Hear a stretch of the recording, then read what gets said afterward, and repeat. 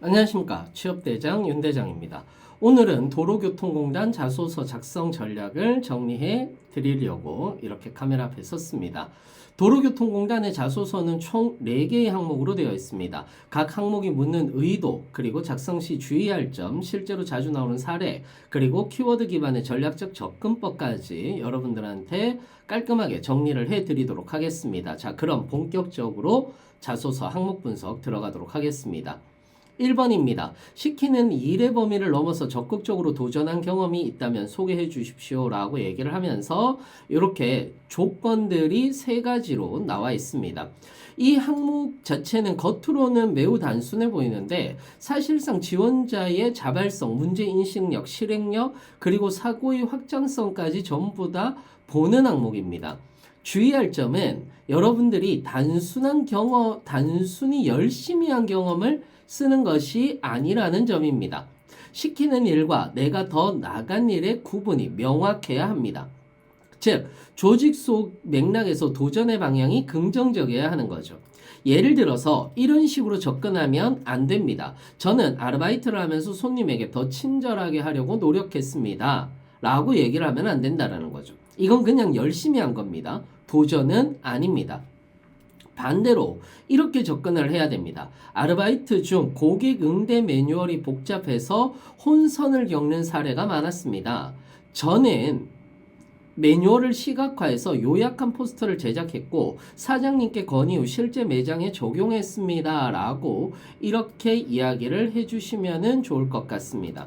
이렇게 해서 이거는 문제를 인식하고 자발적으로 개선안을 도출해 실행한 도전입니다. 자소서에서 반드시 포함해야 될 4단계 구조는 전체 상황, 그리고 주제를 중심으로 내가 어떤 도전을 했다, 그리고 행동을 여러분들이 어떻게 설명을 하는 거죠. 왜 필요했는가, 어떻게 했는가를 중심으로 설명을 하시면 됩니다. 그리고 결과와 교훈도 여기에 들어가는 거겠죠.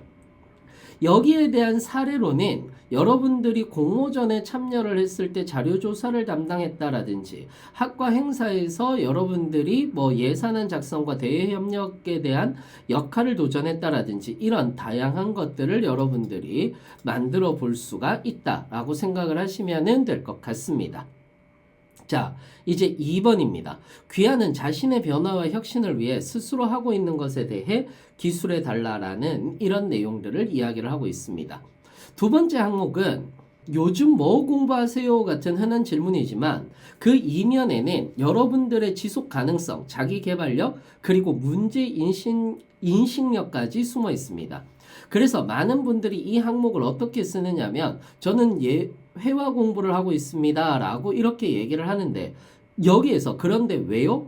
어떻게요? 그리고 어떤 효과가 있나요? 라고 이렇게 이야기를 하면은 아무것도 없는 게 되죠. 자소서에는 3가지가 들어가야 됩니다. 무엇이 부족했고 왜 변화가 필요했는지, 그리고 어떤 방식으로 변화를 설계했는지, 그리고 그 결과는 어떤 성과로 이어졌는가가 나와야 되는 거죠. 그러니까 저는 발표력 부족으로 팀 프로젝트에 항상 보조 역할에 머물렀다. 그래서 블로그 요약, 카드 뉴스 제작 등 아웃풋 중심의 루틴을 시작했고 그 다음에 점차 설명력과 시각화 능력이 향상되어서 발표도 맡게 되었고 이로부터 자신감을 갖게 되었다라는 이렇게 내용을 써주면 좋습니다. 자, 그 다음에는 지금까지 자신이 다른 사람에게 설명해야 됐던 가장 복잡하거나 어려웠던 아이디어, 상황 또는 경험에 대해 기술해 달라라고 이렇게 이야기를 했습니다. 이 항목 자체는 도로교통공단 자기소개서 중에서 실무형 사고력을 가장 많이 테스트하는 질문이라고 여러분들이 생각하셔도 됩니다. 왜냐하면 도로교통공단의 업무 중에 많은 비중을 차지하는 것이 민원 응대, 운전면허 제도 안내, 교통안전교육, 정책 또는 제도 설명 등 누군가에게 정보를 전달하는 역할이기 때문에 그렇습니다. 그렇다면 이 항목에서 평가하는 것은 단순한 설명 능력이 아니라 복잡한 내용을 누구에게 어떻게 풀어서 설명했는가에 있습니다. 즉 설명했다는 사실만 말하면 안 되고 설명의 방식을 구체적으로 묘사해야 되는 거죠. 구조적으로는 언제 어떤 상황이었고 어떻게 설명을 했고 그리고 그 결과는 어떠했는가라는 것을 여러분들이 작성을 해주시면 되는데, 설명 방법으로는 여러분들이 비유하거나 또는 사례를 활용해서 설명을 했습니다. 또는 단계적으로 설명을 해서 이해를 시켰습니다. 도식화나 시각화 자료를 활용해서 설명을 시켰습니다. 이거는 상황에 따라서 모두 달라지겠죠.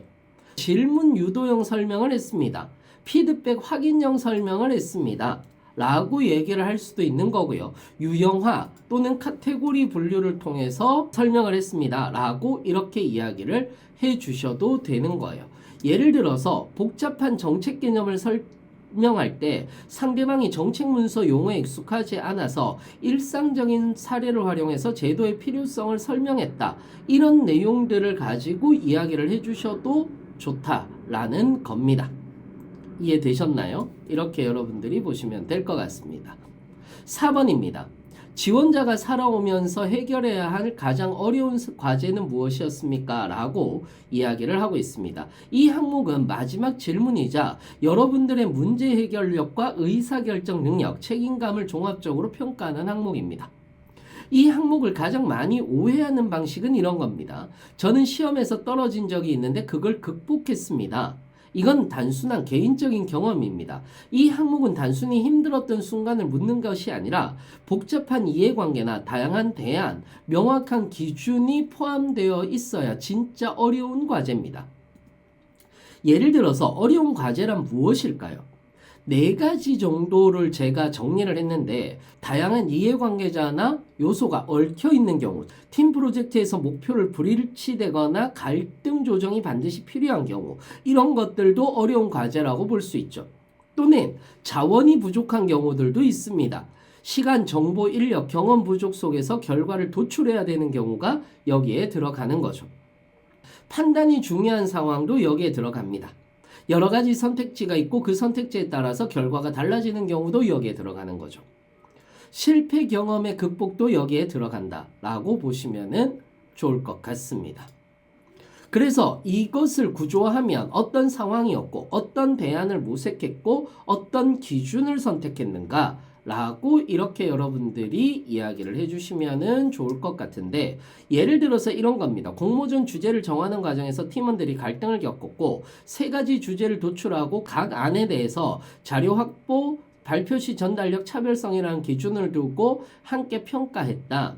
결과적으로 가장 설득력 있는 주제를 어떤 것들을 선택했고 발표에서도 효과적인 방법을 얻을 수 있었습니다. 라고 이렇게 여러분들이 써주면 좋을 것 같습니다. 자, 이렇게 해서 도로교통공단 자기소개서 4가지 항목을 하나하나 뜯어보면서 작성 전략과 사고의 흐름을 여러분들한테 정리해 드렸습니다. 자소서에 대해서 제가 말씀을 좀 드려야 되는데, 누구나 팀플 한 번쯤은 했고 공모전 나가본 적이 있고 아르바이트 해본 적도 있을 겁니다. 공모전 전 나가본 적이 없는데요? 라고 하실 수도 있는데, 누구나 팀플 한 번쯤은 해보지 않았겠습니까? 하지만 똑같은 경험도 왜 했는지, 어떻게 했는지, 무엇을 배웠는지를 설계해서 보여준 사람만이 준비된 사람처럼 보이는 겁니다. 아무리 경험을 많이 했다고 하더라도 그냥 나열만 하면 그건 나열에 불과한 거죠. 그래서 그것 자체가 바로 공기업 자소서의 핵심이라는 점 알고 계시면 좋을 것 같습니다. 이 강의가 도움이 되셨다면 좋아요와 구독, 알림 설정까지 꼭 부탁드리고요. 지금까지 취업대장 윤대장이었습니다. 감사합니다.